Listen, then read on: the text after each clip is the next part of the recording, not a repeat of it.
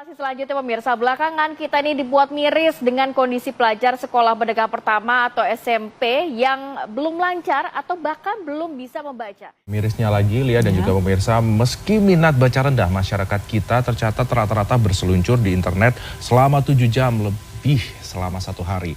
Warga Ungkapkan, budaya membaca masyarakat Indonesia tergolong masih rendah. Ia menerangkan hal tersebut dikarenakan kurangnya fasilitas penunjang yang tersedia serta infrastruktur kepustakaan dan literasi yang belum. Kita sering bicara tentang Indonesia Emas 2045, tapi jarang mau melihat cermin tentang bagaimana kondisi belajar kita hari ini.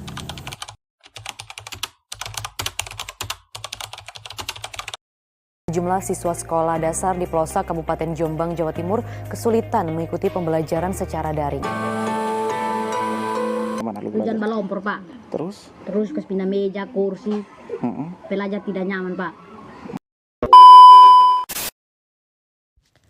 Kalau pondasinya rapuh, bagaimana kita bisa berdiri setinggi yang kita impikan? PISA 2022 mencatat skor literasi membaca Indonesia di 371. Standar dunia masih sangat jauh tertinggal.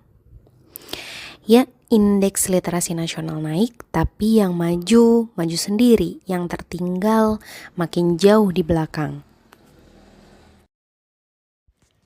Padahal di balik angka itu, ada anak yang duduk di kelas tiap hari, mendengar tiap kata guru, membaca, tapi pulang tanpa benar-benar paham apa yang ia pelajari. Akses sekolah sudah lebih baik, seragam ada, gedungnya berdiri. Tapi kualitasnya belum merata. Ada anak yang dibekali untuk bermimpi, ada yang bahkan kesulitan untuk percaya bahwa mereka pantas bermimpi. Ini bukan hanya sekedar statistik di layar presentasi. Ini masa depan yang pelan-pelan memudar.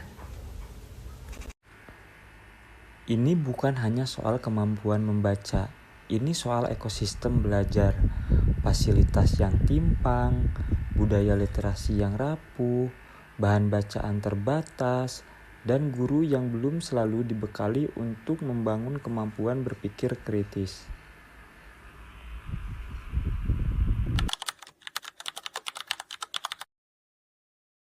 Kabar baiknya, perubahan sedang tumbuh.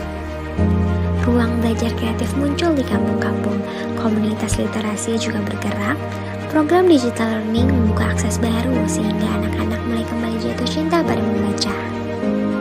Karena saat literasi tumbuh, kualitas SDM ikut naik, dan dari sanalah masa depan dibangun.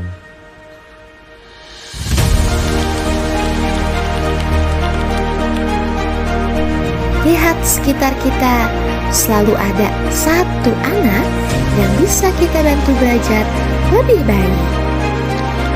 Sumbangkan buku, waktu, atau ilmu karena setiap kebaikan punya nilai. Bangun ruang belajar dimanapun kita berdiri. karena pendidikan yang berkualitas bukanlah sebuah hadiah, tapi hak setiap anak Indonesia.